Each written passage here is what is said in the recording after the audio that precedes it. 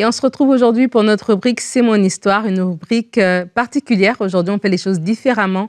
Nous avons un invité à distance sur vidéo, Romain. Bonjour Romain. Salut Nadine, bonjour à tous, vous tous qui regardez cette émission. Comment vas-tu? Ça va bien par la grâce de Dieu. Amen, super. En tout cas, heureuse de t'avoir avec nous aujourd'hui. On a déjà fait des émissions avec toi par le passé parce qu'on a présenté les actions que tu pilotes. Mais aujourd'hui, on va découvrir ton histoire, ton témoignage. Une belle histoire, une histoire où tu as tout quitté. Tu as quitté le confort d'une vie quand même qui était bien établie pour aller aider les enfants de la rue. Et on va comprendre un peu en fait comment tu en es arrivé là, toi et ton épouse avec vos enfants.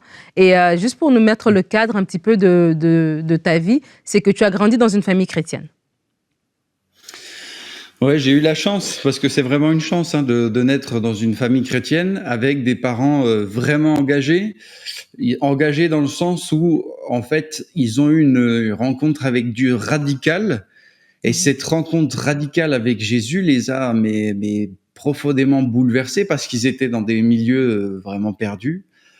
Et en fait, leur engagement a été total. Ils ont été fondateurs d'églises, de plusieurs églises, à aller annoncer l'évangile auprès de populations perdues en Europe, en Afrique. Et puis, ils sont aujourd'hui encore sur le terrain et ils nous ont toujours montré en fait ce goût du service pour Dieu, mais pas juste en parole, hein, Hmm. mais vraiment en action sur le terrain. Et ça nous a fortement marqué dans notre vie, moi et ma sœur. Ok. Et donc, justement, t'as cette forte empreinte dans ton cœur de la façon dont tes parents aiment Dieu, servent Dieu, la foi qu'ils manifestent. Et à l'âge de 12 ans, tes parents partent en mission. Ouais, alors à l'âge de 12 ans, après plusieurs voyages missionnaires, mon père, il revient un jour et puis il dit: «Bon, bah, on fait une réunion de famille». Et ils Ok. nous disent, et ça c'est important parce que quand les parents font des choix de vie pour servir Dieu, c'est important que les enfants soient mêlés dedans. Donc on fait une réunion de famille et ils nous disent: ben voilà, les enfants, on pense que Dieu nous a appelés à aller comme missionnaires à Madagascar et on partirait dans 9 mois. Donc qu'est-ce que vous en pensez? Et en fait, ben on dit: excellent, génial, on y va, voilà.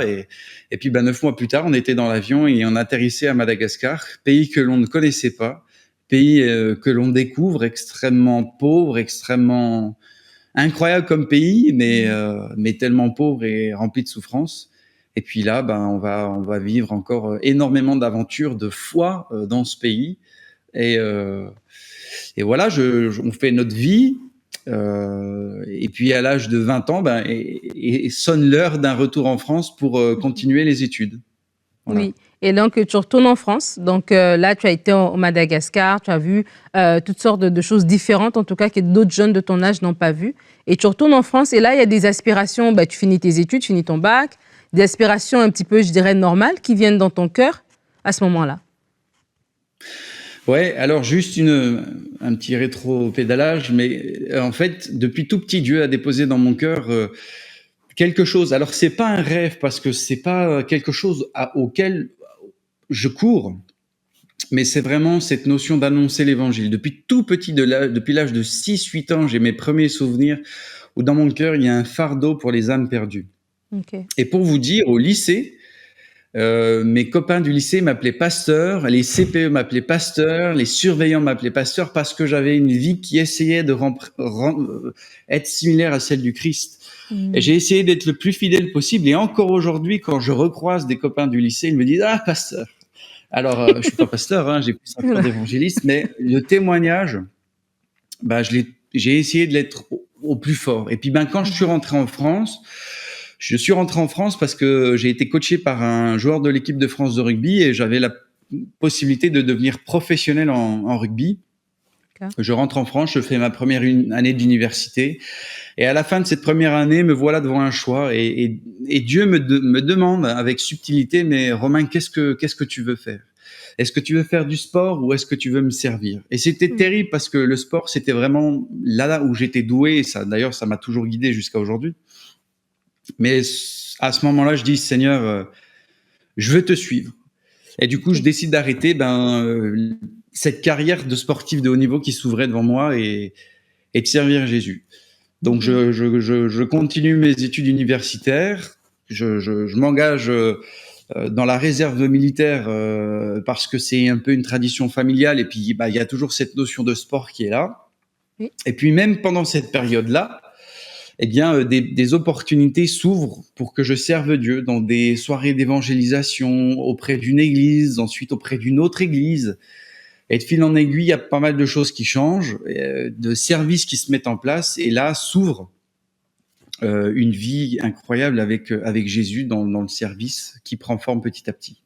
D'accord. Et là, tu parlais justement de service militaire. On a des photos même qui vont s'afficher de toi dans ton bel uniforme, alors que tu as fait ça pendant quelques temps. Et donc là, il y a cette période-là. Et puis par la suite, tu vas rencontrer ton épouse. Oui, c'est ça, on se rencontre. Alors, en fait, on se connaît depuis tout petit, puisqu'on s'est connus dans la même église avant qu'on parte en mission avec mes parents. Donc, on se connaît, je crois, depuis l'âge de 7 ans. Et en fait, bah, sans être ensemble, on avait fait l'école biblique pendant 3 ans chacun, parce que ben, au final, dans notre cœur, il y a ce désir d'essayer de servir Jésus, alors avec des appels différents. Et puis, ben, on se marie, on fonde notre famille. Du coup, je fais pas plus l'armée parce que je me dis au fond de moi, mais en fait, moi, je suis pas fait pour enlever la vie des gens, mais donner la vie à des gens. Donc, je m'engage en tant que pompier cette fois-ci. Et là, en tant que pompier volontaire, je fais quasiment 7 ans de service en tant que pompier. Et puis de servir ben, mes compatriotes et les gens qui sont dans la souffrance. Et c'est quelque chose qui me parlait beaucoup. D'accord. Voilà. Donc là, on a un Romain qui a toujours eu dans son cœur un appel pour l'évangélisation. Il a eu des parents qui lui ont montré un exemple de foi très fort. Retour en France, jeune adulte, laisse de côté une des carrières peut-être prometteuses au niveau du sport, va à l'école biblique, voilà, va se marier, devient pompier. Et il va se passer quelque chose un jour, vous retournez, vous allez en vacances visiter tes parents à toi au Madagascar. Ouais, c'est ça. Alors, bah voilà, on était engagés dans notre église. J'avais même lancé un ministère d'évangélisation sur les réseaux sociaux qui s'appelle toujours Jésus Identité avec des vidéos. Et puis on va à Madagascar. Ça se fait un petit peu comme ça en dernière minute, et on a la possibilité de partir 1 mois et on y va.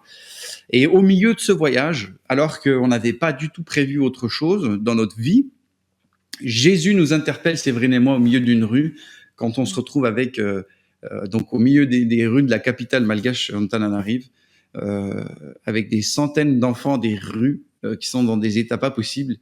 Et Dieu nous dit, c'est eux votre appel. Et ce soir-là, c'était vraiment fort. C'était vraiment fort. Et on avait prié avec Séverine, ça faisait des années, ça faisait peut-être 5 ans que l'on priait, parce qu'on était comme un peu dans un cul-de-sac spirituel où on cherchait, mais Seigneur, qu'est-ce que tu veux qu'on fasse? C'est quoi? Et quand on est dans cette mer et que cette mer, elle est plate et qu'on voit pas le bout de la terre arriver et qu'on peut pas dire terre en vue, c'est terrible parce qu'on a envie de servir Dieu. Oui. Et en fait, c'est dans ces années-là où Dieu vous parle et vous apprend l'école de la foi qui vous servira une fois que vous êtes dans le ministère. Et donc, Dieu nous parle et nous dit, bah, c'est ça. Et il y a plein de choses qui se passent dans les jours qui suivent cette rencontre avec les enfants, parce que ce soir-là, on dit avec Séverine, ok Jésus, si c'est toi qui nous dis ça, alors on va le faire. Okay. On rentre en France, et dès qu'on rentre en France, on décide de faire nos cartons, de se mettre dans une dynamique de départ pour pas laisser passer ce que Dieu a mis sur notre cœur. Parce que souvent, quand Dieu parle, ça glisse, c'est là, c'est maintenant, on est touché, et après ça s'envole parce que le diable, tout ce qu'il veut, c'est étouffer la flamme, tout de suite mettre un verre dessus, étouffer la flamme, et pour pas que ça prenne. Et si tu me permets, Nadine, je vais juste raconter une petite histoire qui s'est passée entre ce moment-là et le moment où on est arrivé. D'accord. Je vais un jour faire mes courses. Et j'arrive, je fais mes courses, je ressors avec mes courses, j'avais des produits frais. Et là, il y a un homme qui arrive, et très bizarre, et je le vois arriver de loin, et Dieu me dit, va lui parler. Et je dis, ah non, Seigneur, je vais pas lui parler. Et là, je trouve une bonne excuse. Je dis, j'ai de la glace dans mes sacs, elle va fondre. et Dieu me dit, non, tu vas aller lui parler. Et je fais, bah d'accord. Donc, j'étais déjà parti avec ma voiture, mais je fais demi-tour. Je rattrape cet homme en voiture, je vais derrière lui, je klaxonne, et cet homme-là ne se retourne pas. Et je descends ma vitre et je lui dis, excusez-moi, excusez-moi, excusez-moi. Et cet homme-là ne se retourne pas. Et je sais, Seigneur, j'ai fait ma part, je rentre. Donc je fais demi-tour et je rentre. Et là, Dieu me dit, Romain, cours lui après, parce que moi, je t'ai couru après. Et tu vois, cette phrase-là, quand Dieu me l'a dit, je me suis dit, en fait, ça résume tout ce que nous, on doit faire. On doit courir après les gens, courir après ce que Dieu nous a demandé de faire parce que lui l'a fait pour nous. Et il faut pas négliger les choses. Donc j'ai fait demi-tour, j'ai coupé la route vraiment avec la voiture à ce monsieur. Je lui ai dit, excusez-moi monsieur, Jésus m'a dit de venir prier pour vous. Est-ce que je peux prier pour vous maintenant? Il a dit oui, je suis sorti, j'ai prié pour lui et il me dit, vous savez monsieur, j'écoute de la musique qui est vraiment pas bien pour Dieu. C'était un sataniste. Il écoutait du hard rock, il voulait se faire du mal et ce jour-là, cet après-midi-là, il a été touché par Dieu. Et autant Dieu nous a appelés pour aller servir à Madagascar, autant vous qui regardez cette émission, je voudrais vous encourager, quand Dieu vous parle, courez après ce qu'il vous dit, parce que lui, il vous a couru après. Amen. Et donc, après tout ça, vous faites les boîtes. Là, on arrive à la fin, on doit tout dire rapidement. C'est quand même quelque chose d'assez fort parce que, oui, tu as cet appel fort dans ton cœur, mais n'empêche, avec ton épouse, vous aviez quand même des enfants en bas âge. Et là, il y a eu le Covid qui est arrivé, donc ça a ralenti un petit peu les choses. Mais à un moment donné, vous avez dû prendre vos affaires, quitter la France et aller vous installer et avoir ce ministère auprès des enfants. Oui, en fait, il y a eu plein de rebondissements. Il y a eu le Covid. On s'est dit, mais est-ce que c'est ça? Est-ce que c'est ça? On avait réussi à lever des fonds. Les fonds avec le Covid, les gens ont retiré leurs fonds. Donc, on est retombé à 0 € et on se dit, mais Seigneur, est-ce que c'est ça? Et on a dit, quel que soit de toute façon ce qui se passe, Seigneur, c'est toi qui nous as demandé, donc on y va. Donc je vais monter pour démissionner à mon travail. Je dépose ma démission. Mon boss refuse ma démission. Il me dit, on n'a jamais abandonné quelqu'un, on va te suivre. Et aujourd'hui encore, il nous suit. De manière incroyable. Il se passe des choses incroyables et même pour notre départ, alors que tout était bloqué, qu'on était bloqué en France, les frontières étaient fermées, avec un coup de téléphone, nous avons quitté le territoire français en 36 heures d'une manière incroyable. Toutes les portes se sont ouvertes alors que tout était fermé. Et aujourd'hui, eh bien, on sert à Madagascar les enfants des rues. Ce soir même encore, nous étions dans la rue et je rentre à peine de la rue où nous avons nourri, aimé les enfants, prié avec eux et de servir auprès de ces enfants. Donc, parti avec 3 petits, c'était un challenge. Mais Dieu est bon, il est fidèle et il faut lui faire confiance parce qu'il va jamais envoyer des gens mourir sur le champ missionnaire. Il est toujours là. Des fois, c'est pas facile. Là, il faut pas se mentir. La vie est pas facile. Mais la vie de foi, c'est ça. Et suivre Jésus, c'est rejoindre les gens là où ils sont. Donc des fois, il faut les rejoindre avec beaucoup de choses modestes, de simplicité. Et je crois que c'est le but de notre vie à nous tous. Merci beaucoup, Romain, pour ton témoignage qui est tellement édifiant. Vraiment, moi, à chaque fois que j'échange avec toi, je suis toujours édifiée par le sacrifice que toi et ton épouse Séverine et vos 3 enfants aussi, parce qu'ils sont là-dedans, font pour le royaume. Vraiment, que Dieu te bénisse et merci d'avoir partagé ton témoignage. Merci beaucoup. Merci beaucoup.